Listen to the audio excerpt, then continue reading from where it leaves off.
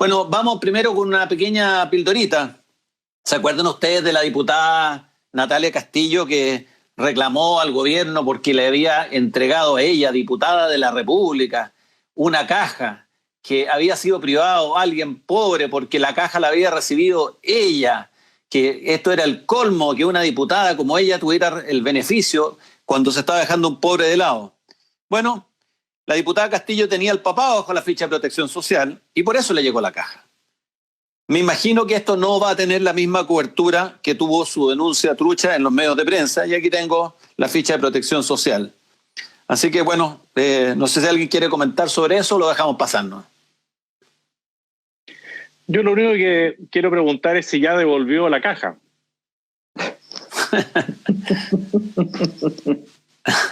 Yo quisiera... Así como se hizo un acta... Dale, consultor, dale. No, que así como se hizo un acta de ella diciendo que la recibía y le daba las gracias a la funcionaria o al voluntario que la entregó en su casa y entró con la caja a su departamento, la abrió, hizo todo el show mediático, me gustaría saber si ella hizo el acta de devolución de igual manera o fue y se la entregó al partido en una autodonación. Yo quería decir no más que más allá de lo anecdótico, sin querer centrarme en la diputada Castillo, a quien no conozco. La verdad que en Chile, afortunadamente, tenemos una república y una democracia. La república significa que las personas pueden llegar todo lo lejos que quieran, digamos, en la medida que la política se los permita. Por eso quienes creemos en la igualdad de oportunidades como gran regla, tratamos de privilegiar la libertad de las personas para que logren llegar hasta donde puedan. Así que yo no tengo idea, probablemente puede ser que el padre de la diputada Castillo esté en una condición económica que le permita acceder a esto. Pero eso me lleva a otra reflexión más de fondo, y es la gran diferencia que existe entre el pensamiento de izquierda y el pensamiento de derecha. Quienes estamos a la derecha creemos que somos los seres humanos, las personas, los llamados a luchar por un mundo mejor. Y somos nosotros los que tenemos que asumir nuestra responsabilidad de generar los cambios en uso de nuestra libertad para ayudarnos, ayudar a nuestras familias y ayudar al resto del país a salir adelante. Al contrario, muchas personas de izquierda, después de un análisis profundo sobre la condición del ser humano, a veces concluyen que el ser humano es esencialmente malo y por lo mismo requieren de un Estado que los fuerce, que decida por él, y asimismo, como es esencialmente malo, esperan que el Estado solucione los problemas. Yo creo que la diputada Castillo, con lo que gana, en realidad debería ayudar ella a su padre y tener, al menos en este aspecto, un pensamiento más de derecha que dejarle todo, incluso la salud y la comida de su familia, al Estado por la vía de esta caja. Creo que ahí está el gran problema de lo que sucedió con esta diputada y no en otra cosa. También hay una paradoja sí, buenos días. Hay una paradoja en la actitud de la diputada porque se escandaliza porque le llega una caja con mercadería y sin embargo no tiene ningún problema en vivir a expensas de nosotros los contribuyentes a cambio de nada, porque yo me atrevo a asegurar que su aporte en el Parlamento es cero. Y sin embargo nos cuesta unos 20 millones de pesos mensuales entre sueldos, asignaciones, beneficios, líneas telefónicas, etcétera. Y sin embargo se escandaliza porque le llega una caja de alimentos. Mira, fíjate que en todo esto, hacia la crisis fiscal, hay una columna de Axel Kaiser, pero la familia Kaiser es notable. Y hay otra columna hoy día en el libro que también recomiendo, que se llama El Factor Mañalich, de Vanessa Kaiser, hermana de Axel. Fíjate que la columna de Axel dice: la clase política ha logrado un acuerdo para aplicar un impulso fiscal de 12.000 millones de dólares. Resulta extraño que se celebre tanto, pues si hay una cosa en que los políticos, especialmente los de izquierda, siempre estarán de acuerdo, será en gastar más dinero los contribuyentes e incrementar el tamaño de Estado, que es de lo que depende su propio poder. ¿Era necesario el acuerdo?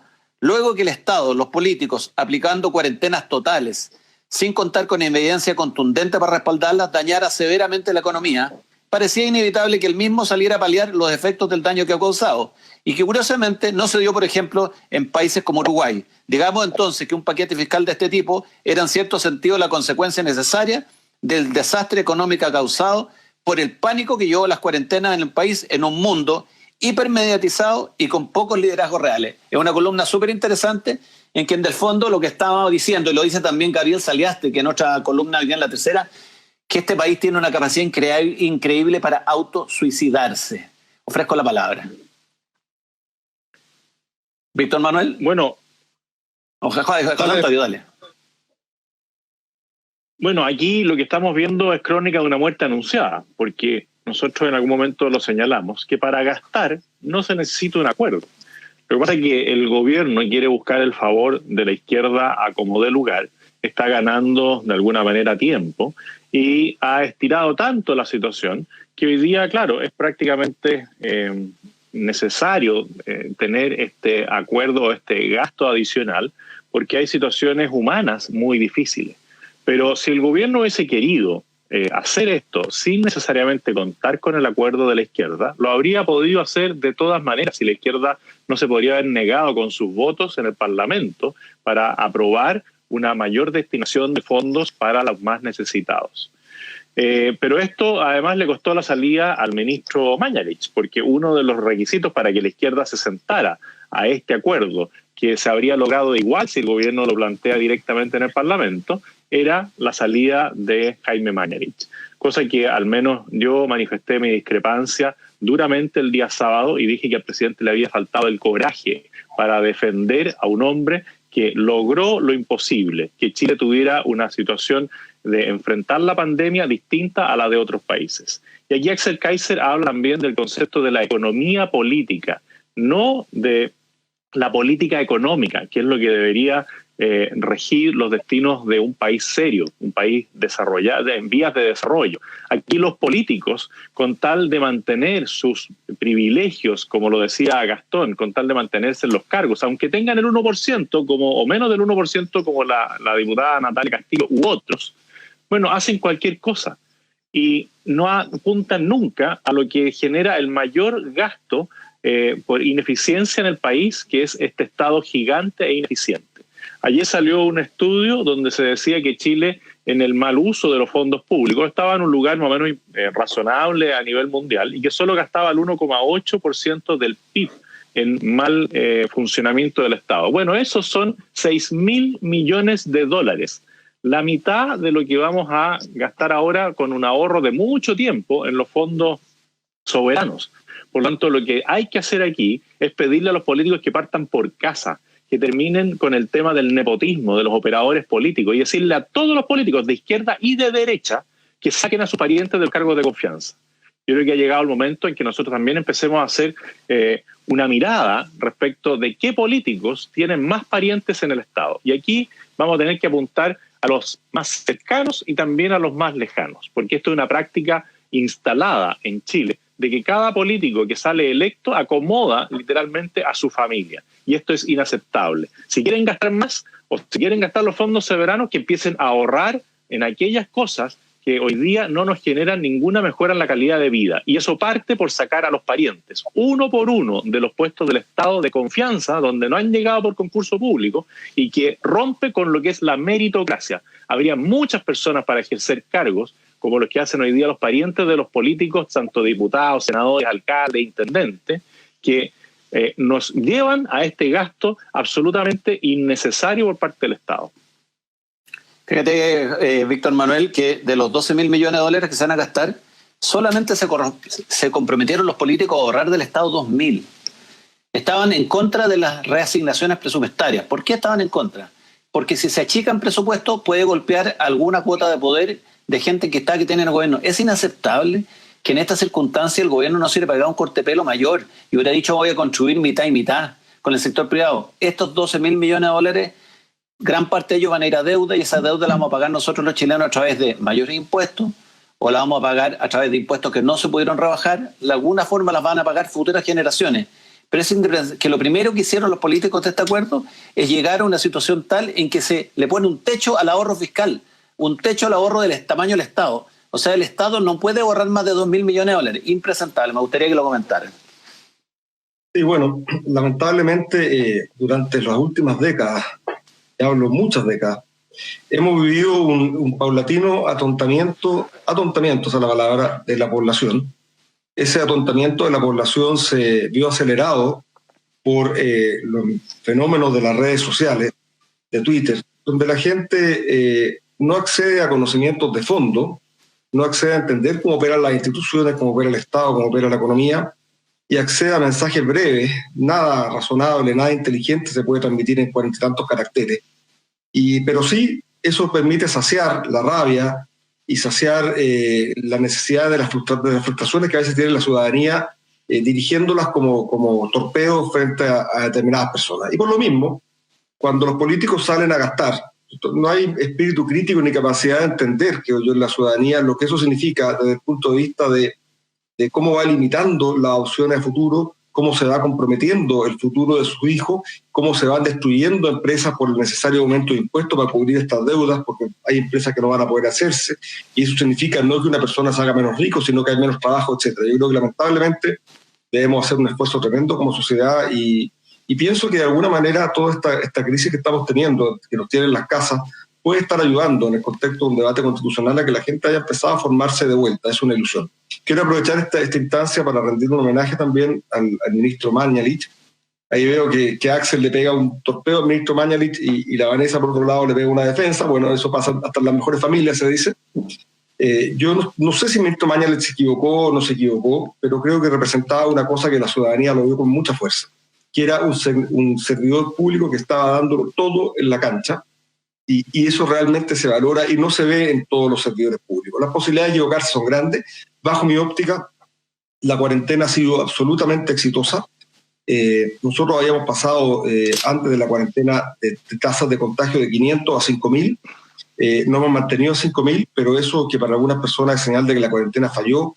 Bajo mi óptica de familia de médicos es exactamente una señal contraria.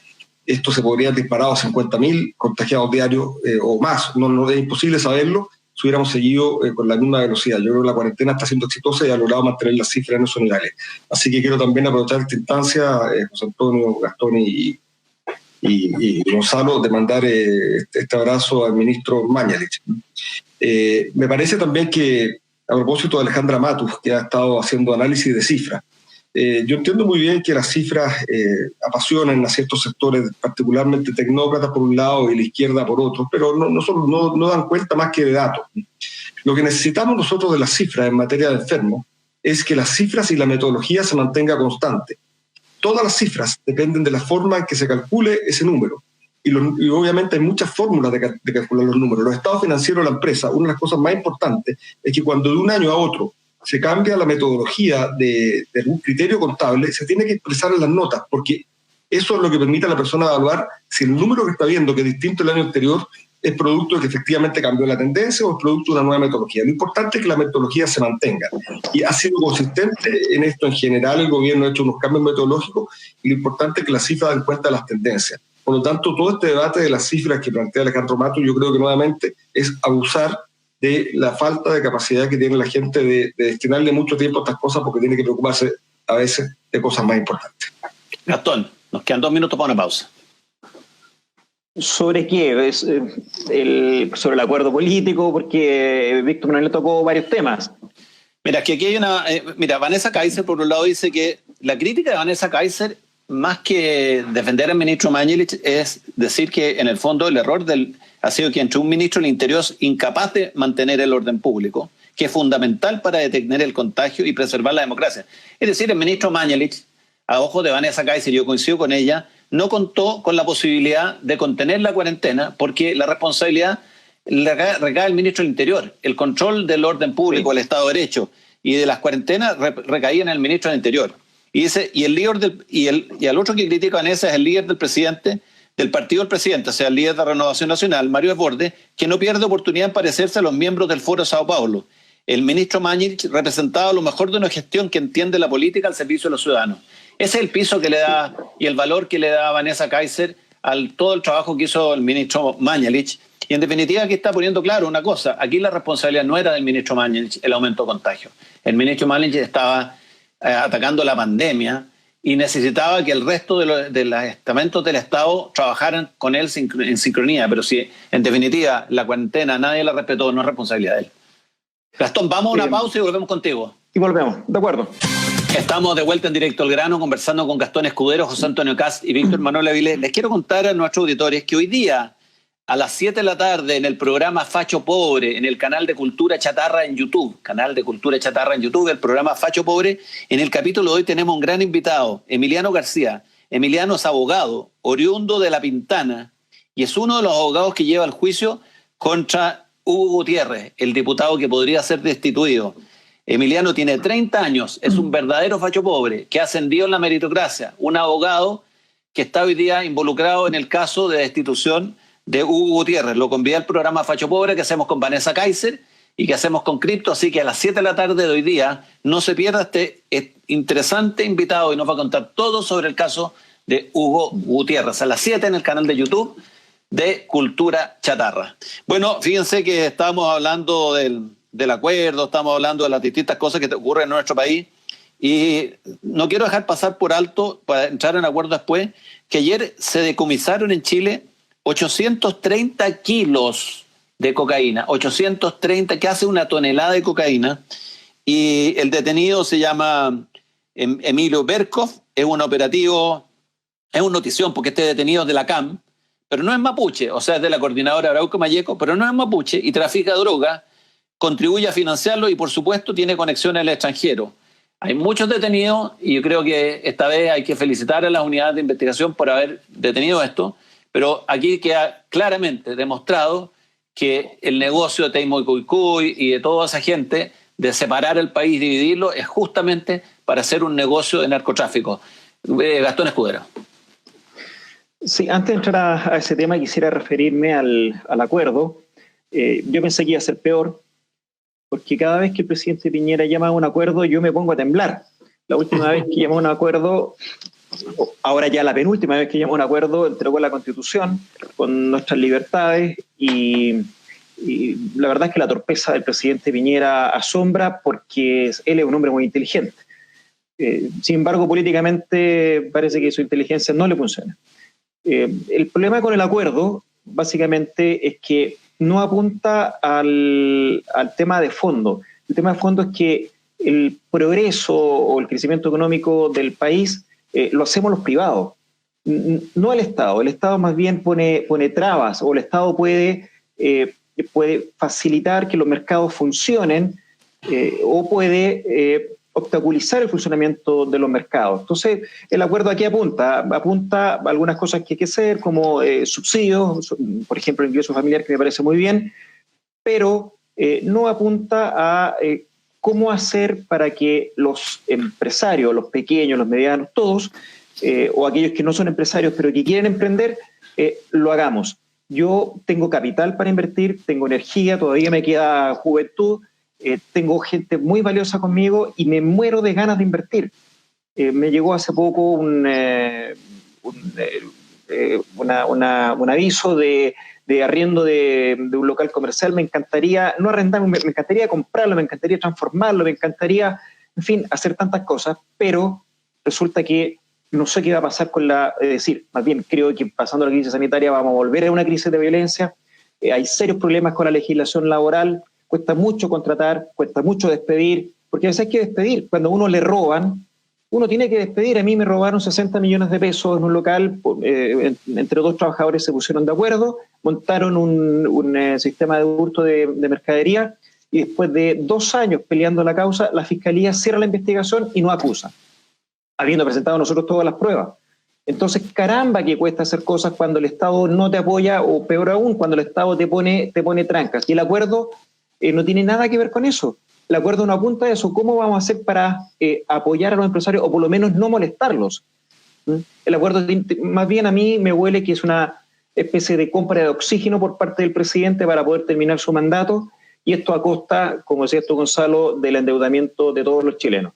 Y en cuanto a este otro sujeto de la CAM, sí, totalmente de acuerdo contigo. Aquí, la verdad es que esto del narcotráfico debió haberse combatido en los años 90. Yo creo que voy a ser muy cortito porque como ya había hablado del otro tema, estoy robando un poco de tiempo, pero yo creo que tal vez el peor pecado, o al menos uno de los peores pecados de la concertación, fue no haberle puesto atajo a esta cosa cuando se podía.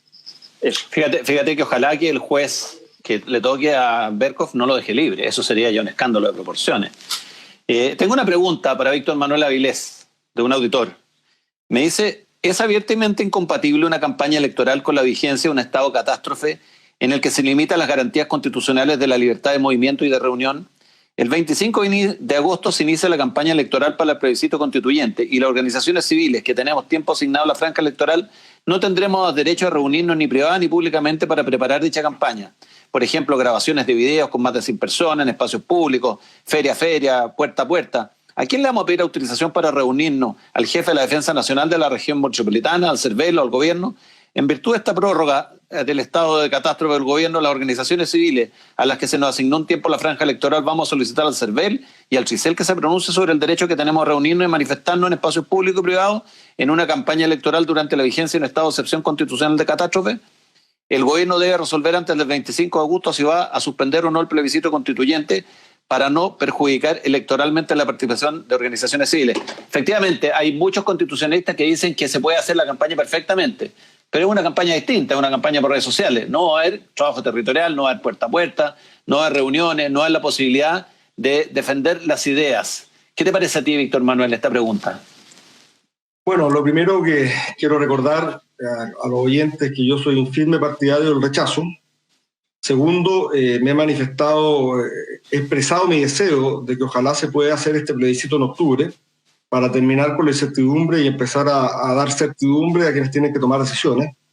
Y tercero, lamentablemente para mi segundo punto, es decir, para mi idea que se haga en octubre, yo estoy totalmente de acuerdo que la restricción que es propia de un estado de catástrofe a la libertad de locomoción y de reunión afecta lo que es un proceso electoral normal, porque efectivamente se necesita practicar en las calles una campaña. Por mucho que hoy día existen redes sociales, por mucho que hoy día existan medios distintos, es evidente que una campaña debe desplegarse en las calles, debe haber manifestaciones, debe haber procesos de formación presencial de personas que hagan campaña. Y eso va a estar profundamente afectado por esta declaración del estado de catástrofe. Y el problema que tiene eso, y para darle otro argumento más al auditor, es que gane quien gane este plebiscito, después hecho en estas condiciones, le va a entregar el argumento a la parte perdedora para que empiece de nuevo un proceso de destrucción de la institucionalidad, sea cual sea la que nos demos, porque va a decir que ahora el plebiscito se hizo en una condición de restricción de libertad de reunión y de locomoción, en consecuencia no fue un plebiscito auténticamente democrático. Los auditores y ustedes se recordarán que la gran crítica que se hace en la Constitución del 80 aprobar un plebiscito es que ese plebiscito no tuvo registros electorales. Bueno, ahora el discurso será, este plebiscito se hizo en una situación de emergencia, sin libertad de reunión, sin libertad de locomoción. En consecuencia, creo que lamentablemente para lo que yo quisiera, que este plebiscito sea en octubre, es incompatible con la existencia de un estado de emergencia que restrinja la libertad de reunión y la libertad de locomoción. Lo único que queda por dilucidar, y le digo al oyente, es si efectivamente el gobierno va a mantener esas restricciones en el periodo de campaña o no, porque puede ser que el gobierno libere esas restricciones. Y si eso ocurre, todavía sí sería posible hacer el plebiscito en octubre. José, muy clara tu respuesta, Víctor Manuel, me quedó muy clara. Pero no ha sido otros constitucionalistas que a rajatabla han dicho que no afecta para nada la libertad de campaña sin contar la película completa. Evidente, y el daño que provoca permanente a lo que salga de ese plebiscito nos va a mantener la incertidumbre por los 40 años que vienen para adelante. Sí, así es. José Antonio. Bueno, yo los invito a entrar a mi cuenta de Twitter, José Antonio Cast, y votar si el plebiscito se debe suspender hoy día o en agosto. Porque claramente un plebiscito donde no tenemos claro si es que van a estar las medidas sanitarias dadas para poder nosotros ir a votar masivamente, tiene la falencia que dice Víctor Manuel. O sea, esto va a ser un plebiscito cuestionado, gane quien gane, porque lo más probable es que la asistencia a la votación sea baja. Porque cualquier persona que dice, oye, pero hay un riesgo de que me pueda llegar a contagiar, o viendo ahora lo que está pasando en China, de que eventualmente hay un segundo bote o un rebote del contagio, va a hacer que mucha gente no vaya a votar. Y esto es gravísimo, porque tampoco están dadas las condiciones de certeza y de seguridad para hacer una votación online. Esto se trata de una votación a nivel nacional donde el control y la transparencia no puede tener ninguna duda. Y hoy día no hay sistema electoral online que pueda garantizar la transparencia como sí lo garantiza nuestro sistema presencial. Por lo tanto, yo creo que este plebiscito no debiera realizarse y que si hay personas que quieran hacerle cambio a la Constitución, que se haga vía lo que establece la propia Constitución, que sea el Poder Legislativo el que se ponga de acuerdo, en caso de que haya acuerdo, para modificar los puntos que a algunos les parezcan necesarios cambiar. Yo creo que esta Constitución nos ha dado la base para poder progresar, desarrollarnos como corresponde, no necesita mayores cambios, y aquellos cambios que la ciudadanía plantea en su gran mayoría no pasan por la Constitución, pasan por distintos tipos de leyes, y lo que sí decir que un país no crece en la desconfianza. Un país crece en la medida que hay certeza para los inversionistas.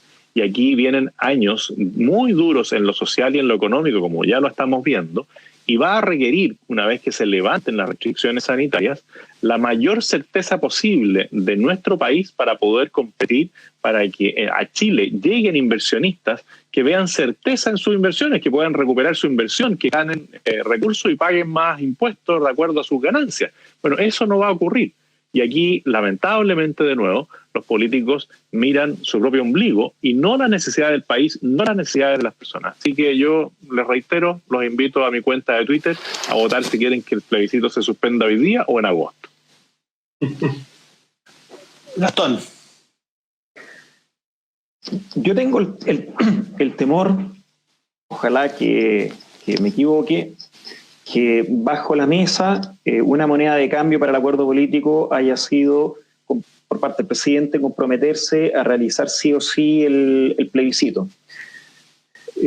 Lo cual sería lamentable, porque yo estoy totalmente de acuerdo con José Antonio con que no habría que, en definitiva, no habría que hacer el plebiscito.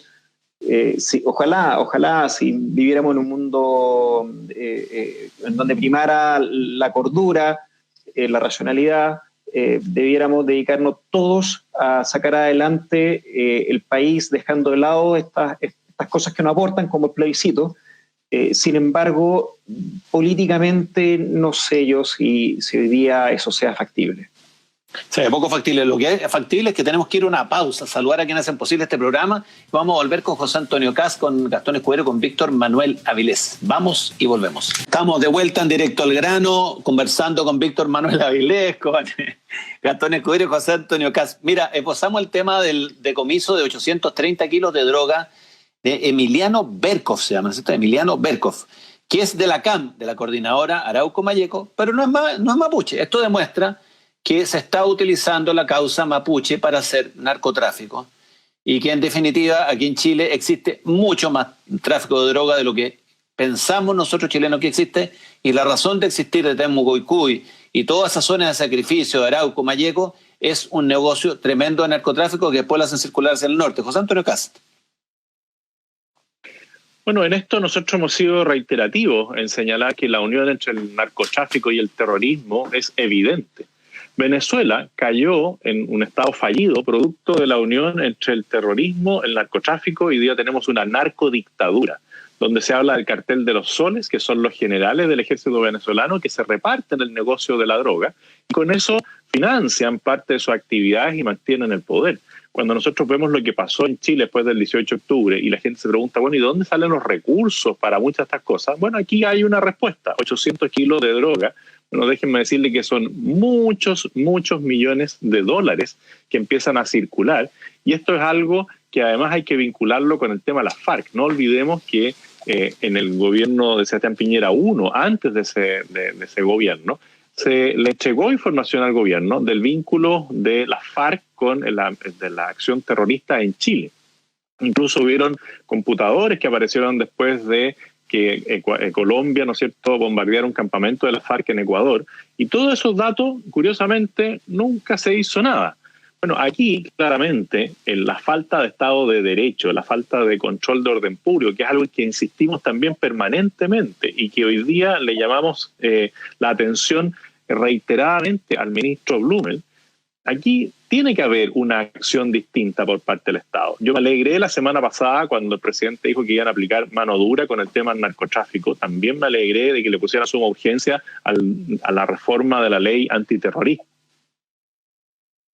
Porque estas cosas van unidas. Y esto hay hay que develarlo permanentemente, y no basta con que el gobierno cada vez que hay un atentado, cada vez que sucede algo en Araucanía, diga que va a presentar las querellas contra quien resulte responsable. Aquí hay vínculos evidentes entre el narcotráfico, el terrorismo, el tráfico de armas. Hace una semana se encuentra y se descubre también armamento de alto calibre en manos de un grupo de activistas o terroristas en la zona de la Araucanía. Por tanto, el gobierno tiene que poner y empujar esta situación. Yo me alegro también y reconozco, como tú bien dijiste, la labor de las policías de capturar a estas personas, y ahora hay que estar muy atentos a lo que hacen no solamente los fiscales, sino también los jueces, porque este señor Berkorf ya estuvo procesado por varios delitos de incendio, por varios atentados y por varios asaltos terroristas, y cuando finalmente lo capturan porque se declaró en rebeldía contra este Estado opresor y estuvo más de un año prófugo, bueno, lo vuelven a capturar y le perdonan como 7 delitos asociados que tenía y lo condenan solamente por el tráfico, por el porte ilegal de armas a 5 años y 1 día.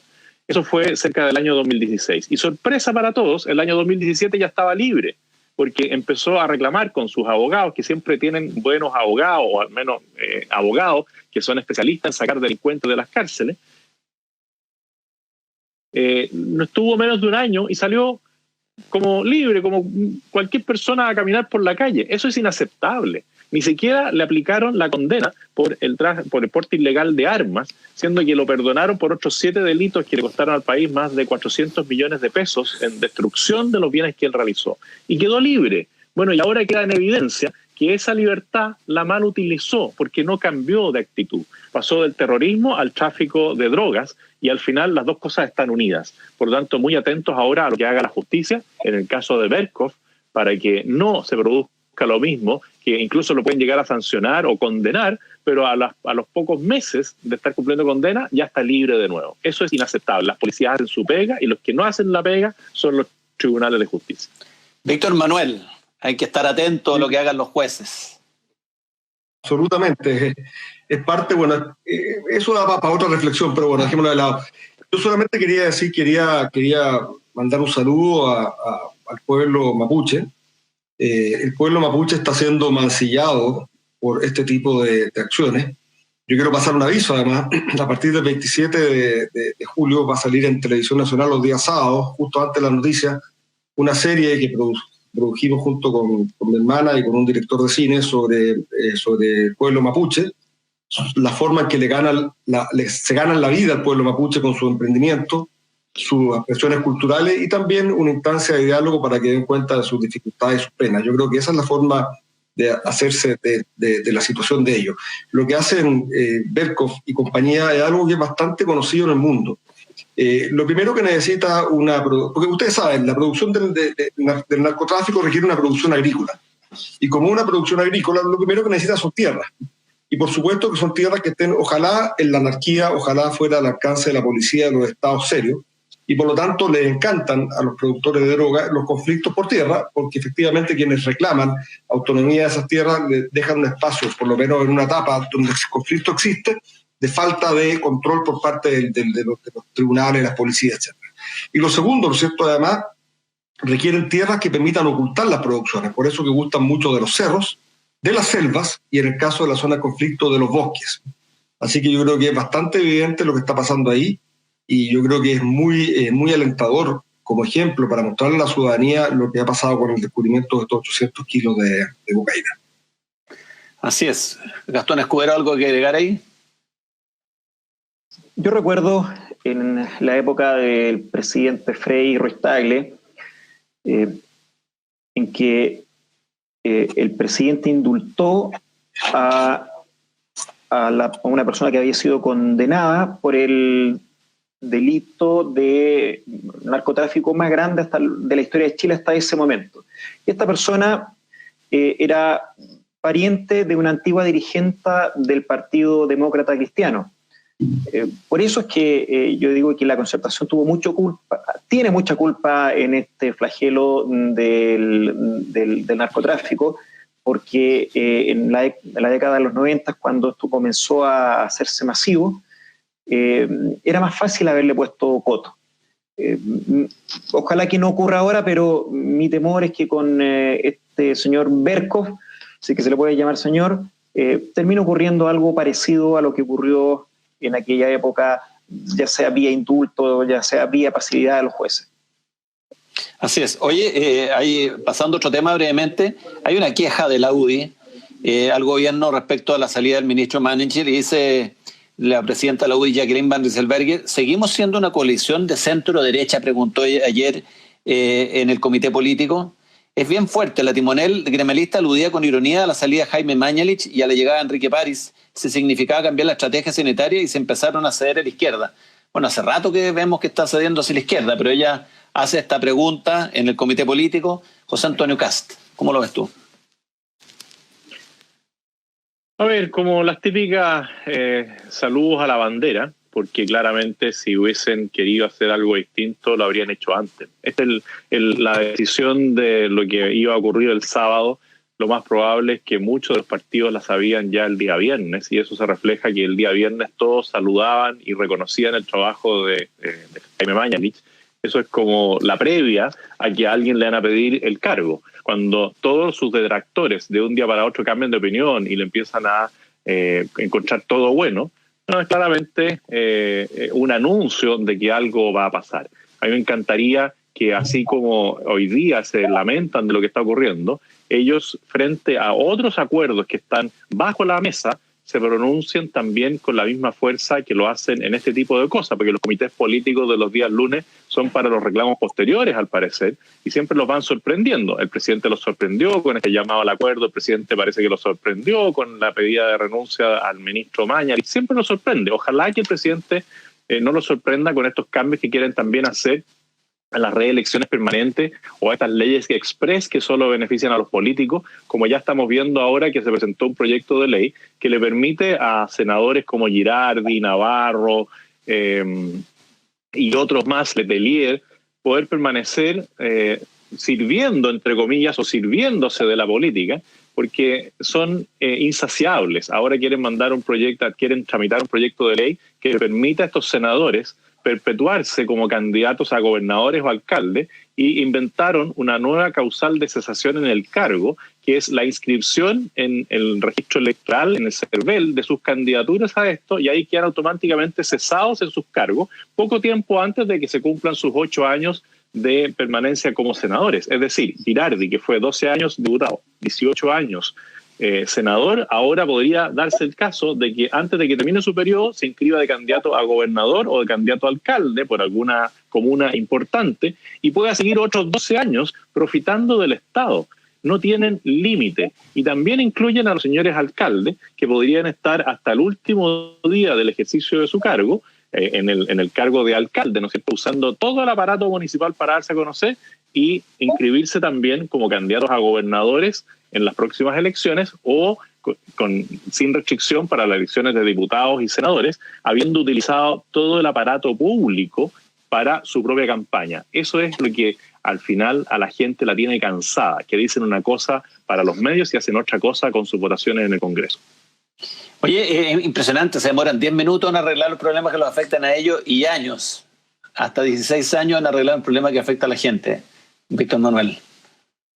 Sí, bueno, yo quisiera tomar dos puntos que tocó José Antonio. El primero es solamente aprovechando el tema constitucional aprovechando el programa para meter temas constitucionales. Efectivamente, la lógica de los acuerdos se hace más fuerte cuando nos topamos con sistemas electorales como el que tenemos hoy día. Yo creo que tenemos un gran problema con el sistema electoral parlamentario. Lo hemos conversado en otros programas, tenemos mucha atomización, tenemos un presidente que se elige por la mayoría y tenemos un Congreso totalmente separado en fracciones, y por lo tanto el presidente se ve más o menos compelido en esta combinación poco virtuosa a tener que alcanzar acuerdos. Yo creo que ahí tenemos una tarea pendiente. Yo creo que el mismo deseo ciudadano en disminuir la cantidad parlamentaria es una buena instancia para tratar de lograr que el Congreso efectivamente esté conformado por personas que representan a grupos por lo menos potentes y no grupos completamente minoritarios que francamente lo que están haciendo es impedir que se pueda gobernar Chile, y sobre todo en situaciones complejas como la que estamos, eso es completamente inaceptable. Y lo segundo, a propósito de la reforma, hace pocos días aplaudía a la ciudadanía que los parlamentarios hubieran cambiado la Constitución en cuanto a limitar la posibilidad de ser reelecto. A mí, en realidad, que las limitaciones en general no me gustan, yo soy más bien libertario, pero entiendo que había razones. 2 razones eran: una, hacer una renovación de la política, y 2, era evitar que se ocupen los cargos para orientarlos más que al bien público a reelegirse indefinidamente. Y eso lo aplaudimos hace 2 semanas. Y ayer nos topamos con un proyecto que va absolutamente en la línea contraria, que estaba comentando José Antonio, muy bien explicado, donde efectivamente ahora esto se salva con un truco que es saltarse de cargo en cargo. Esto es más viejo que el hilo negro. Por ejemplo, cuando se creó el Ministerio Público, se decía, esta cuestión va a pasar como en Estados Unidos, donde a veces, ¿no es cierto?, los fiscales terminan siendo parlamentarios. Bueno, hay que establecerle una prohibición de 2 años. Ahí está la prohibición de 2 años en la Constitución para los fiscales para saltar a parlamentarios. Pero claro, los fiscales no son políticos, y los políticos están haciendo esto. Renuncian, se inscriben, o sea, por el solo hecho de inscribirse como candidato a gobernador, el senador de la misma región, o sea, bastante parecida el público electoral, queda inmediatamente habilitado para ser candidato a gobernador. Yo creo que se hizo una cosa de cara al gran público y se está tratando de pasar por debajo esta otra cosa más sutil, pero igualmente grave y, por cierto, completamente inconsistente con lo que se hizo antes. Ahí hay un punto, que la gente piensa que la nueva constitución desde una hoja en blanco sería escrita por el pueblo. Y en definitiva lo que va a ocurrir es que estos mismos jubilados de la política que llevan eternizados viviendo de la teta estatal van a ser los mismos constituyentes, los mismos candidatos. O sea, aquí no va a haber ni una renovación de nada. Va a haber 2 cámaras de 2 parlamentos pagados con nuestros impuestos, constituidos por los titulares y por los reservas, por los jubilados y por los reservas. Es impresentable que este tema no lo aborden y que la ciudadanía no diga basta ya con esta casta política, con esta clase política, que por supuesto es una generalización gruesa, porque hay muchos buenos políticos, pero que no diga basta ya, nos cansamos de estos chanchullos y saquémoslos a todos y no les demos el gusto de hacer una nueva constitución para ellos. Nos tenemos que ir. ¿Alguien quiere agregar algo más? 1 segundo, 30 segundos nos quedan. Sí, el problema que yo veo respecto a lo que decía Víctor Manuel es que tenemos un Estado que ha sido capturado por la clase política, no todos los políticos, pero sí muchos de ellos, y, disculpe la expresión, venden la pomada a la gente de que ellos se preocupan por el bien común, pero no es así. Usan el Estado y todos sus recursos en su propio beneficio. Así es, mira, les quiero recordar a nuestros auditores que nos estamos yendo que hoy día en Facho Pobre, este programa que hacemos con Vanessa Kaiser y Cripto en el canal de Cultura Chatarra de YouTube, hoy día tenemos a Emiliano García. Emiliano es abogado, oriundo de La Pintana, y es parte de los abogados que llevan el juicio contra Hugo Gutiérrez. Yo creo que va a ser muy interesante lo que nos tenga que decir hoy día a las 7, canal Cultura Chatarra de YouTube. Facho Pobre junto a Vanessa Kaiser y el invitado de hoy, Emiliano García. Nos vemos ahí. Que tengan un muy buen día. Muchas gracias, queridos panelistas. Muchas gracias, auditores. Y quédense con La Mirada Libro y Magdalena Olea. Que les vaya muy, pero muy bien.